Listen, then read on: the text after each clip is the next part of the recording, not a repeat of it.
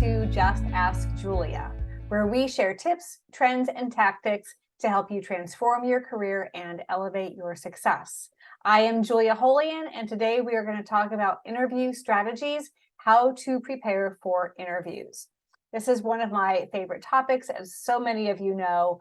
There are many different things that are happening in the interview journey and kind of the game of interviewing. So I'm going to try to give you some tips that I think will really help set you apart and get you on your way. So let's start with just our agenda. We're going to talk about the interview journey.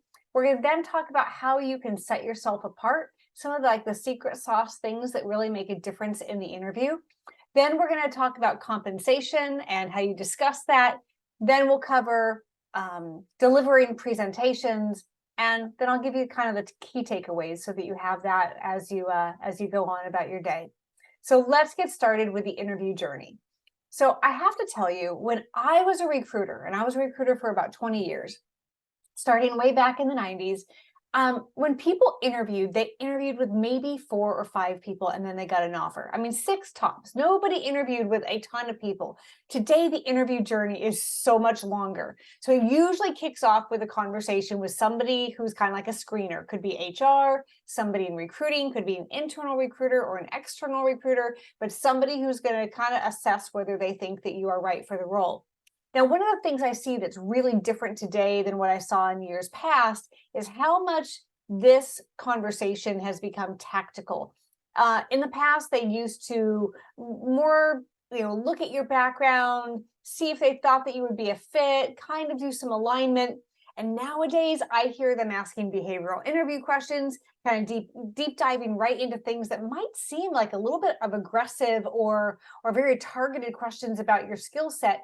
Things that we just didn't expect years ago. So I do think that this first conversation has really elevated to a place where you got to be on your toes and ready for anything. They also talk more in this conversation about compensation than I ever heard in the past. We're going to talk about that a little bit later, but I just want to put a pin in it that that's something that we are definitely hearing about at this stage of the conversation. After that person looks at your background and decides whether they want to move you forward or not, you're going to meet the next person, who is typically the hiring manager. Sometimes it's someone else, maybe in sort of the recruiting area, but if you're talking to a company, it's usually going to be the hiring manager. And mind you, this conversation, just like the last one, are probably only half-hour-long conversations. I think that's another thing that's different. I used to see interview meetings being, easily 45 minutes to an hour, sometimes longer, and I don't typically see that in the early stage of the interview process. I will say that if somebody keeps you on the phone or the virtual meeting longer than the allotted time, that's usually a good sign that they are intrigued and they want to learn more about you, or they're enjoying that conversation. So definitely see that as a positivity. After you've met with the first 2 stages, I would say the next one is where you kind of do the bulk of your interviewing. You're going to meet with other people on the team, maybe people who report to you or people you would report to, other people in the organization that might have some kind of sort of stake in your hire, people that you might be aligned with and collaborate with quite a bit. So just keep in mind that this is where you're going to see a lot of the interviewing take place, and you're going to see some of this one-on-one with people, and sometimes you're going to see this in group meetings or panel. I still see this predominantly virtually, not by phone, but maybe a virtual meeting. Sometimes at some point you might come into the office. We're starting to see a little bit more of that, but I think it's a time saver for a lot of companies to just kind of do things back to back on Zoom or Microsoft Teams or whatever platform they're using, and just do the virtual meeting. So we're still seeing that. But look at this. You could be meeting with 3 to 8 people, a lot of people in that process. After that, you might skip over to meeting other stakeholders and just continue on in the process. But more and more, I am seeing people give some kind of a presentation. Now, I think this is one of the other, big game changers that I've seen in the interview process. 10 years ago, very, very, very rarely ever heard of this. I only really heard of it in sales. Sometimes I saw engineers doing whiteboarding, but for the most part, there were no presentations unless you were in a position where you are going to be training or having to give presentations to others on a regular basis as a big part of your job. Nowadays, if you are in management, expect to do a presentation. And this presentation could be just a, tell us, give us a subject and tell us all about it. It could be a case study. We're going to talk a little bit more about this, but just know that it's very, very likely that you are going to give some kind of a presentation if you are in any kind of a management or leadership role. And then again, you could meet with more people, could be 2 to 5 more people. And this is usually people at the executive level, could be board members. I will tell you that oftentimes I hear recruiters say things like, it's not a big deal. They just want to meet with everyone. Let me tell you, it's just as important as any other interview. Very often when people get to that level, they are like the deal maker or the deal breaker. I was in that role. I was in an executive position where I was the last person that most everybody met with. And I can't tell you how often I got into that meeting and the person kind of let their guard down, told me things they should not be talking about in an interview. I've got lots of great Thanksgiving stories to share with people around a table about things not to say when you get to that final stage. So be careful that is still a very important conversation. So don't let your guard down, still be professional. Realize that you are meeting with people who've gotten very high in their career and they have a say in everybody who gets hired. So that's really still very important. And then beyond that, you usually get to the offer stage, you get to negotiate compensation and benefits and title and start date and all of those other things. And that really rounds out the journey of the interview. So I want to give you some tips on things that you can do to stand out that not everybody gives a lot of credit to. So setting yourself apart starts with knowing what you can talk about in the interview. I think that when you look at the job description, you are going to see, a lot of information about the duties and the details and the responsibilities of the role. I think there's a lot to glean in those job descriptions about things that are probably happening at the company or on the team. So you really want to dissect that. I will tell you that if you go to our YouTube channel and you look at some of the other Just Ask Julia workshops, we do have some workshops where we talk just about how do you read a job description and how do you prepare for an interview by pulling that apart. So definitely tap into that. But I would say the number one thing to have sort of in your back pocket are the stories that you want to talk about. So think about all the projects that you've worked on. What's gone well? What has gone poorly? What has been your biggest accomplishment, win, or the thing that you like to brag about? What are those things that you kind of dread and cringe and just wish had gone another way? Because all of these stories will probably come out. Think about the other experiences where you learned or where you taught other people. Have all of these stories ready to go. I usually feel like if you've got about 15 to 20 stories that you can talk about, you're in pretty good shape. And here's why. I've given you a list here of people, process, technology, finance, and operations. Almost every story that you're going to tell most likely touches on at least 3 of those, if not all 5 of them. So almost everything that you do is going to have some kind of involvement with people. Could be people that you report to or people who report to you. It could be customers. It could be our clients. It could be competitors. It could be vendors. There's a lot that falls into that people category. Process. This could be about how did you make something better? How did you break something apart? How did you build something? There's so much that goes into the process of what you do in your job. So think about those stories. And then realizing that technology kind of drives most everything in our world today. So knowing what technologies you've worked with, what have you implemented, what have you revised or refreshed or amended in some way, or how have you used technology to accomplish certain things. And then of course, finance is a myriad. It could be about sales and revenue. It could be about budgeting. It could be about cost containment. It could be about purchasing. There's so many things that come around that finance realm as well. And if you're in sales, finance, you might apply even to how you achieve certain commissions or made certain impacts on the company financially. And then operations kind of covers all of that extra ground. Yeah, how did the business run? How did the team run? How did you communicate across the organization? How did you prioritize the things that you were doing? And so going back to the idea of like, if you've got 15 to 20 stories, almost every one of these stories is going to touch on a few of these things. So when you're in an interview and you get asked a question that is about people, for example, you might have a great story on, something about how you worked with somebody on your team and you helped elevate them to learn something else or get promoted. In that, though, you probably did something else around process technology, finance, or operations. So you might later on get asked another question that deals in one of these other areas, but really the best story for it is the story that you've already told. There is nothing wrong with referencing another story or referencing a story that you've already told. So just keep that in mind. People sometimes think, I can't repeat one story. Well, again, if all of these stories have multiple applications, sure you can. You just have to give it context. And if somebody asks you a question and says, tell me about a time when, and you're thinking of it and you're like, really, it's the story I told 15 minutes ago, then say that. So, the best example of that is actually what I was talking about 15 minutes ago when you asked me such and such question. Let me give you sort of a different angle on that really answers what you're looking for. And then you can dive right into it. So that's a really great approach. The next thing I want you to do that's going to set you apart and can make the biggest difference in the interview process is how you do your research and what you research on.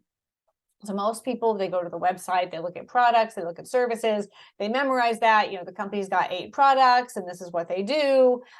And they kind of do that kind of research. When you are researching a company, I want you to go so much farther beyond that. I want you to do a deep dive. So you're looking at the company website. You are looking maybe at, just Googling to find out more information. Go to trade magazines, go to investor reports, go to anything that it affects not just the company, but the industry itself. Because I want you to look into the company's culture, their customers, their competitors, and the conditions that drive or impact their business. So we all know that the pandemic came along and affected businesses in ways that we just didn't expect.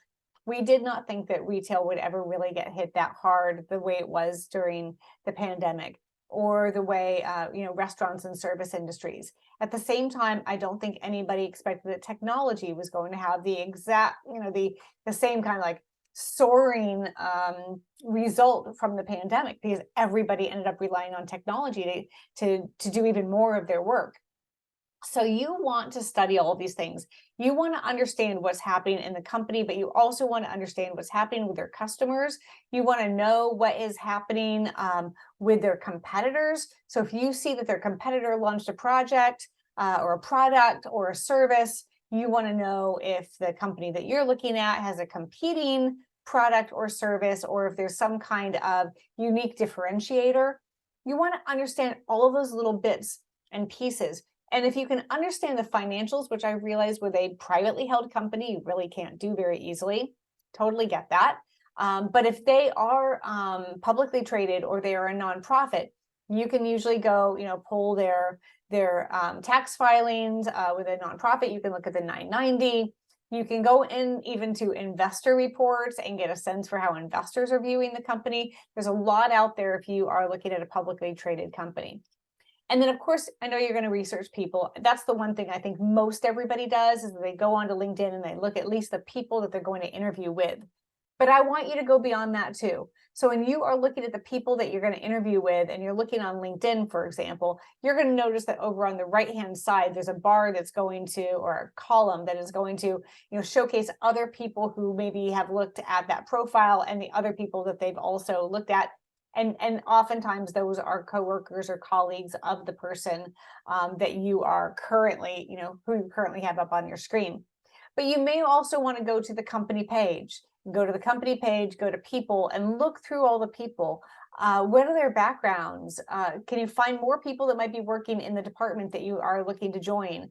Are there other people in the company who you think would be sort of the cross collaborators internally?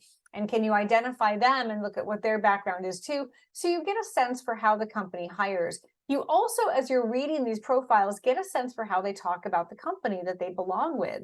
So I think this can be a deeper dive than what most people are doing, and I encourage you to do that. But why do I want you to do all this? I want you to do this so that you ask really great questions in the interview.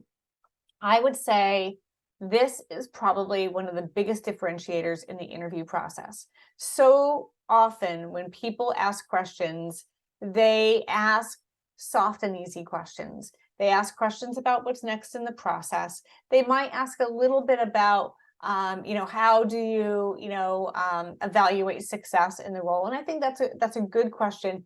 But what I'm talking about here is researching and understanding the business and the company, their customers, their competitors, the climate for their business, so that you can ask questions about how are they growing and thriving, evolving, addressing problems, so that you can come out of the gate and ask questions about, hey, I understand that you launched such and such product last year, and then about 3 months later, such and such company did a very similar thing.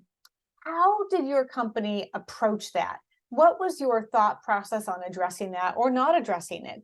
How did the company decide that they were going to differentiate themselves from that competitor? Ask those good questions. You might even ask questions asking them if they've tried something.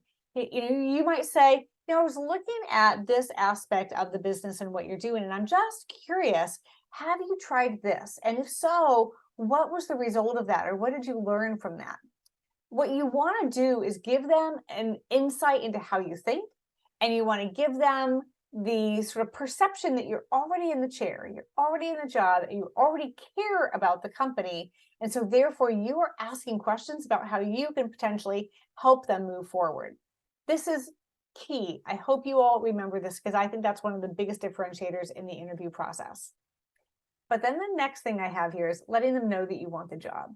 You would be surprised how often a manager comes out of an interview and says, I really think they've got the skills and they can do the job, but I just didn't feel it from them. Like I couldn't tell if they wanted to be here. I couldn't tell if they wanted the job. There was just kind of a sort of a lack of enthusiasm. And so I'm not sure if I want to move forward with them, because I don't get a sense that this is something that they really want to do. You'd be surprised how often showing that you really want the job gets you to the next stage. And those who don't show enthusiasm for the job don't move on to the next stage. Because in the end, every company wants to hire somebody who really wants to be there, who looks like they genuinely have some enthusiasm for this new role or for the team, the company, and all those things. So you want to let them know that you want this position. How do you do that?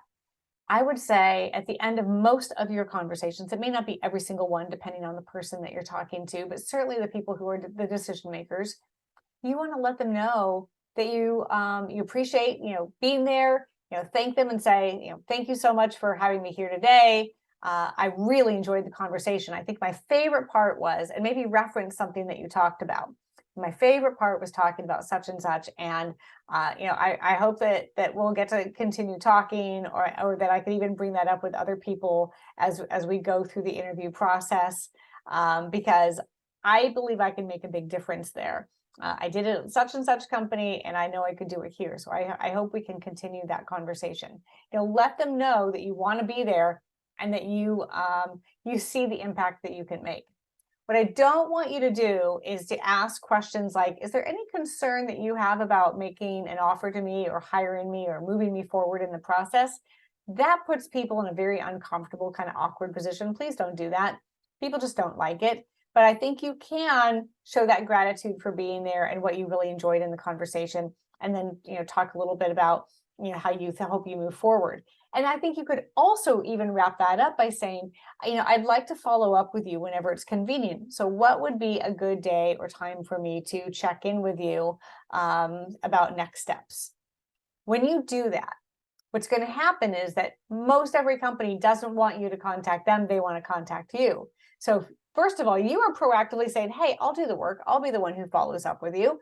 But they can also be the ones who will usually push back on that and tell you what is going on. They'll tell you that they have more interviews, or when they're going to have their meeting to discuss all the candidates, when they think they're going to get back to you. So you get a little bit of that information back in return. But because you've also had this brief dialogue, when you do follow up, because chances are you will, because unfortunately, one of the biggest things I hear is that the timing for follow-up never seems to be what the company says it's going to be. And so if you wrap up the call or wrap up the meeting and you get a sense for when they're going to follow up and they don't do that, then you can wait a few days after that, and then you send them an email or give them a call and say, hey, I'm following up. When we spoke, on such and such date, you'd mentioned that you thought you would have a decision or know more by such and such date. And I wanted to give you a little extra time, but thought I would check in and see where we're at. Just do something like that, and you are much more likely to get a response. Last thing is the thank you note. So many people wonder if they should write one or not write one. I would say still do it. Do it by email. Don't have to write out, a handwritten note. I don't think that the handwritten note actually makes a difference. I do think that the email note at this point does. I think it sets you apart. I think a lot of people do write a thank you note, but they don't go, deeply into it.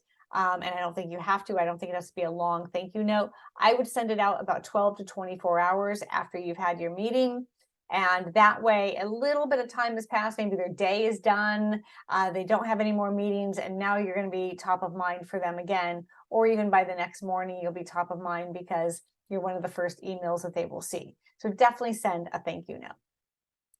So let's move on to the two other things that we had mentioned that we were going to talk about that I know are really crucial to a lot of you on this call. One is talking about compensation. So as I mentioned earlier, I think compensation is coming up earlier and earlier in the process, and it's often driven by the company.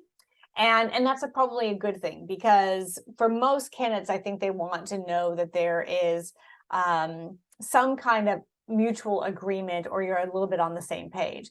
Companies are wanting to do that a lot more now too. So if they bring it up, first thing is don't dodge the question, meaning don't respond by saying something like, I'm just here to, learn more about the position. And I think, can we push that off till later? I think that can kind of set them off a little bit, that they don't necessarily, if they ask you a question about compensation, which by the way is usually going to sound something like, what are you looking for? What do you want? If you dodge the question, you got to be careful with that. Don't shut the door on talking about it. Just say, I just wonder if we should be talking about this now, or would it make more sense, later on when I just know a little bit more? Just sound a little conciliatory in that response. I would also say if they ask you what you're looking for and you truly don't want to answer it, it can be seen as a red flag because so many of the other candidates are willing to talk about it. So just keep that in mind. But if you bring it up first, sometimes this happens, that's okay. I think we're seeing that a lot more. You don't have to wait for somebody else to bring it up. I think if you're going to bring it up on your own, you want to be thoughtful about how you do that.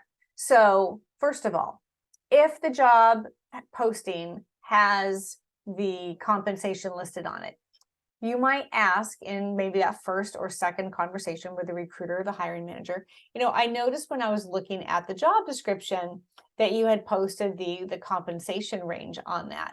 And I just want to know from your process, when is the appropriate time for us to talk about compensation?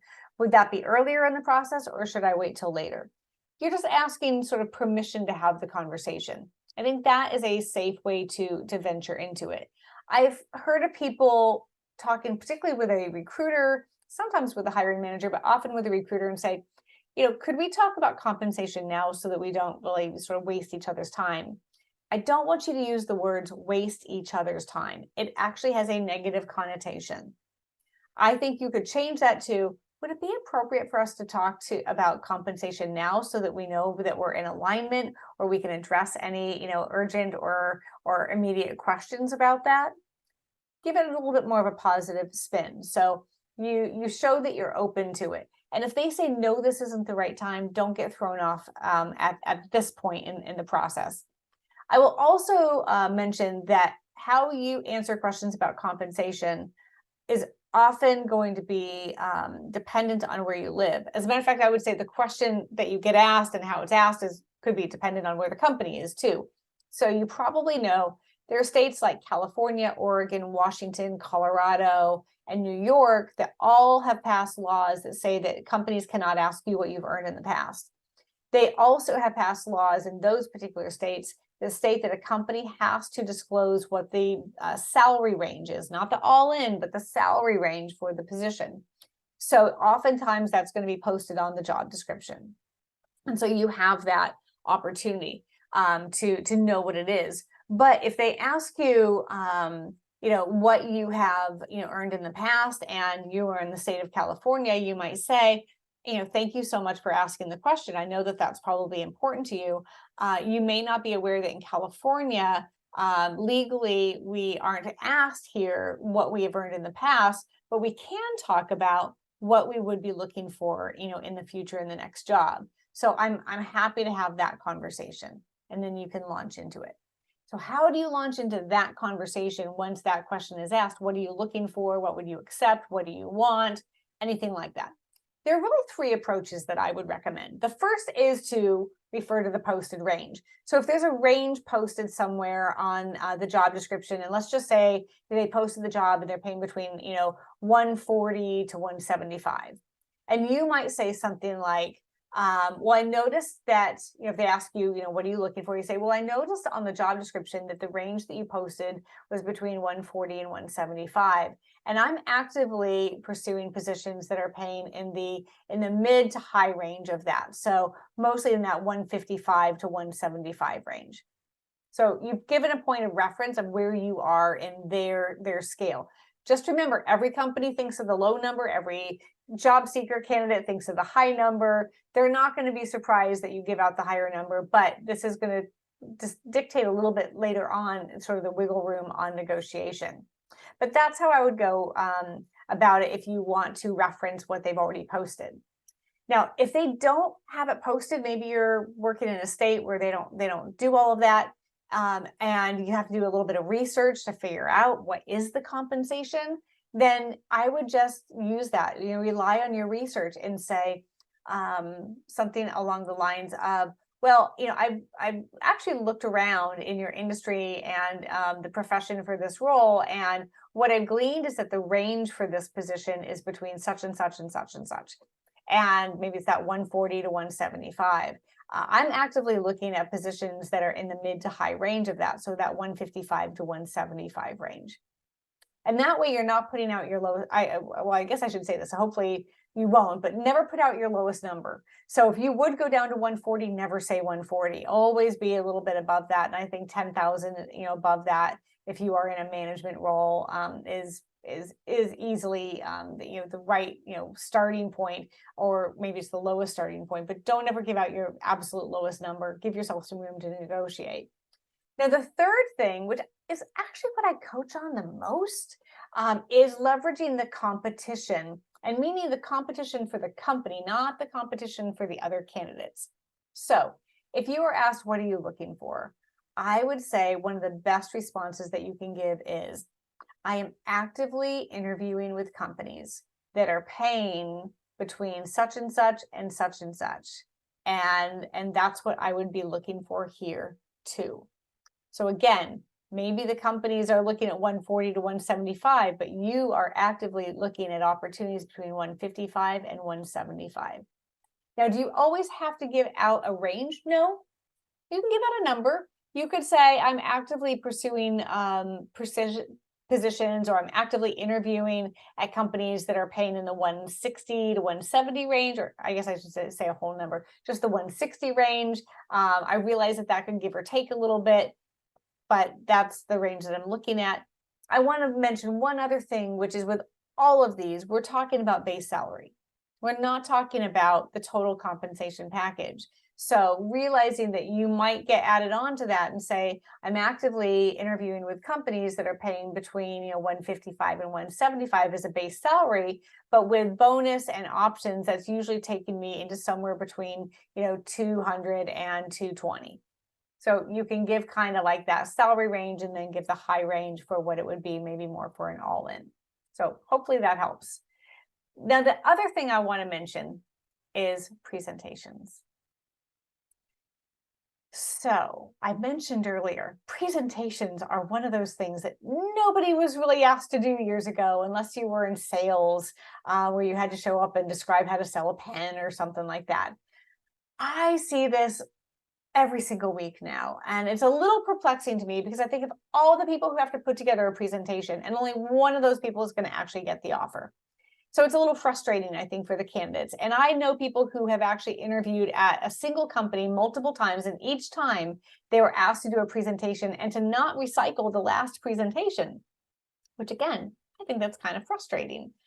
But it is apparently what companies are doing, so we have to be prepared for it.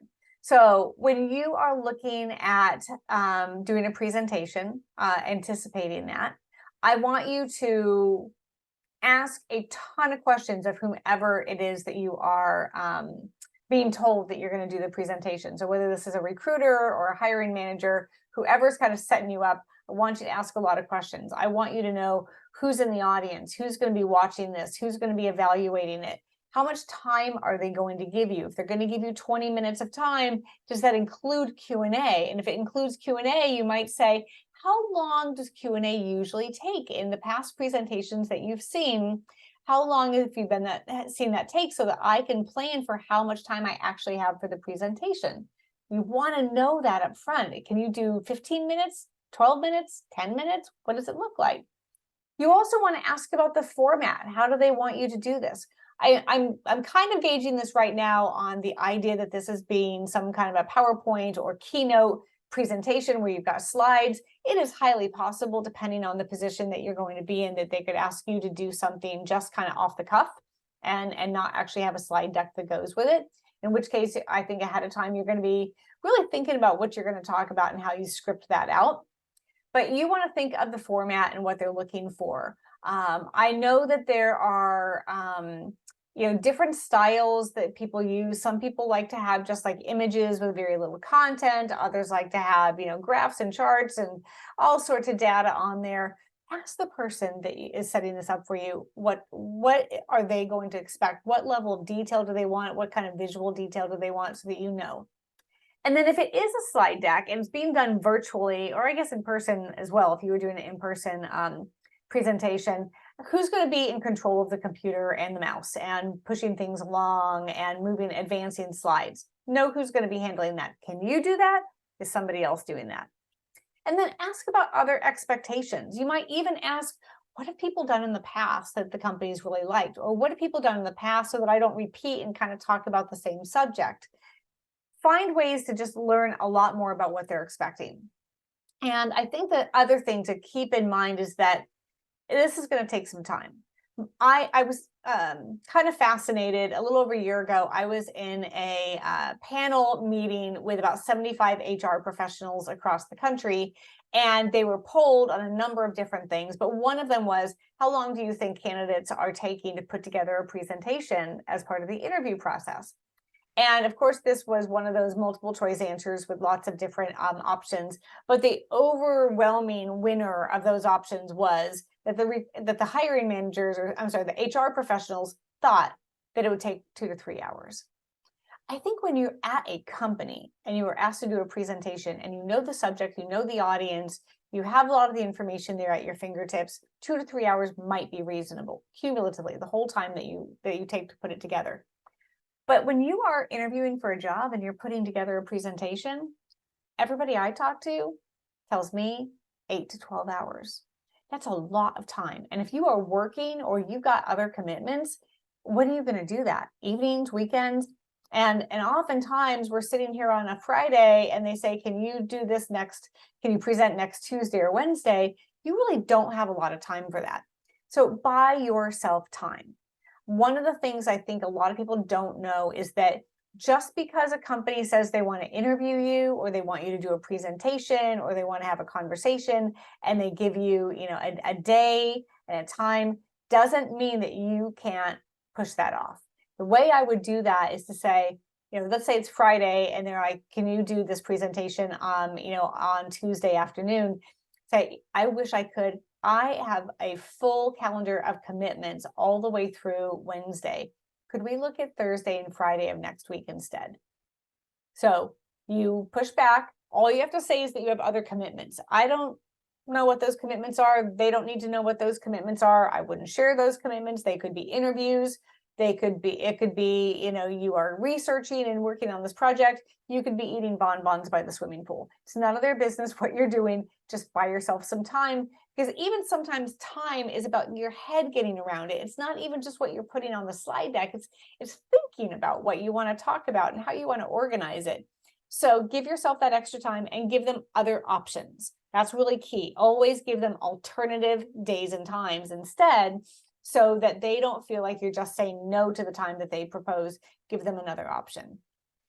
Other little things to know when you are putting together your presentation, other people I know in kind of training and development type roles tell me that most people spend about 3 to 5 minutes on every slide. Now you can see in this presentation, I've spent about 10 minutes on every slide. So it takes a little bit longer for some, depending on the level of content you're putting out there. But if it's a 3 to 5 minute minimum, keep that in mind when you are thinking of, what's the content?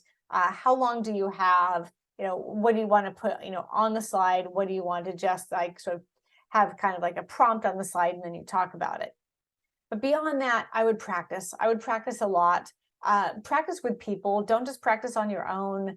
If you can't practice with people, then go on Zoom or Loom or something like that, and do kind of what we would be doing here, which is to record it and give yourself feedback. But the more you actually do it with somebody else, the more you're going to get really good feedback from them about how you spoke. Were you speaking quickly or slowly, or too high pitched or too low pitched? Were you articulate enough? Any of those things that you want to get feedback on. But that's what I would make sure you give yourself that extra time to not just pull it all together, but to actually practice it with other people. So I think the last thing that's really important to note is that the reason for preparation is to go into the interview and be comfortable. So the goal is to show up as your authentic self, to be open, to be curious, to share insights, to have a conversation, to be relaxed, to be comfortable in that meeting. That's the purpose of preparation. One of the reasons why we do a lot of interview question preparation, we do a lot of role playing at Holy and Associates, is because we want to help you get so familiar with the things you want to talk about that when you finally get asked about them, you aren't trying to like trigger back in your brain, like, what are all the little points you want to talk about? You have already talked about it enough to where you feel pretty comfortable rolling with the conversation and answering it and being comfortable and not sweating, not showing that all of a sudden you're a little thrown off. You're going to be that much more authentic in that meeting. So I hope this has been helpful. Want to give you some of the key takeaways that are from the previous slides. I won't go through them today. You can read them on your own, but I certainly hope that this has been helpful for you. And I want to encourage you to come back again. So as you all know, Just Ask Julia is a monthly Zoom call that we hold on the first Friday of every month at 9 a.m. Pacific. It is free. You can sign up on the Holy and Associates website for any of the future meetings. You'll even see what the topics are for the rest of the year. So feel free to join us again. Feel free to share this with your friends and family. This is our way of giving back and helping you. And I hope that today has been worth your time. So thank you for coming, and we hope to see you soon.